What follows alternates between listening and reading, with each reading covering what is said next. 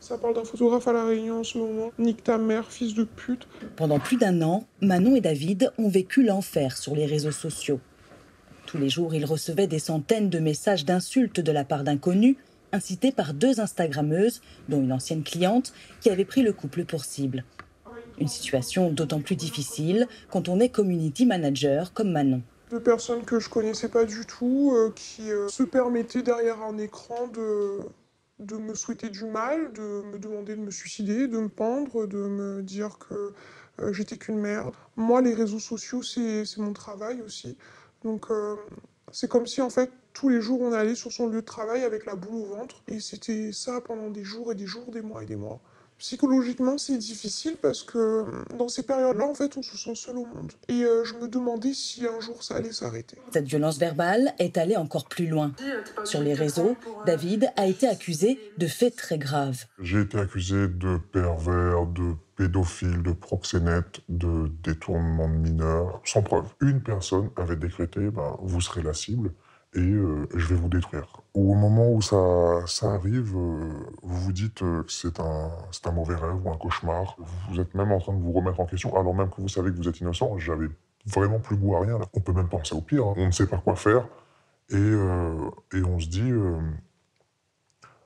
peut-être que c'est la solution. Un cyberharcèlement aux conséquences dramatiques dans la vie réelle, dépression, isolement et même perte d'emploi.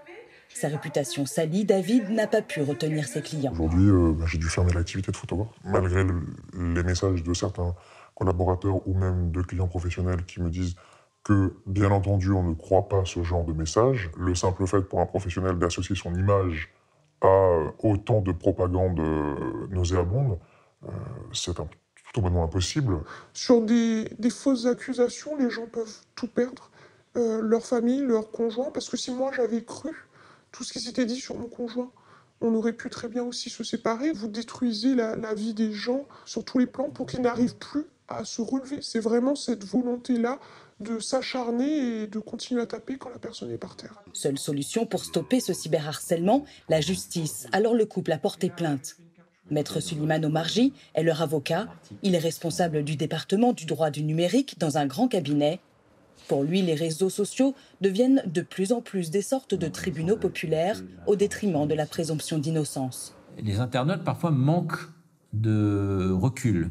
Ils prennent pour argent comptant l'information sans avoir aucun moyen pour les vérifier. Les gens considèrent qu'on peut lyncher une personne et décider de sa culpabilité sur les réseaux sociaux. Il faut aujourd'hui tordre le cou à ces pratiques et montrer qu'au contraire, on est responsable de ce qu'on dit, on est responsable des accusations qu'on professe contre une personne, et quand bien même ce sont des accusations de faits très graves, c'est que l'enquête pénale qui est légitime pour pouvoir confirmer ou infirmer la culpabilité d'une personne, mais en aucun cas les réseaux sociaux. Depuis 2018, la loi française a intégré le délit de cyberharcèlement. La peine maximale est de 3 ans de prison et 45 000 € d'amende.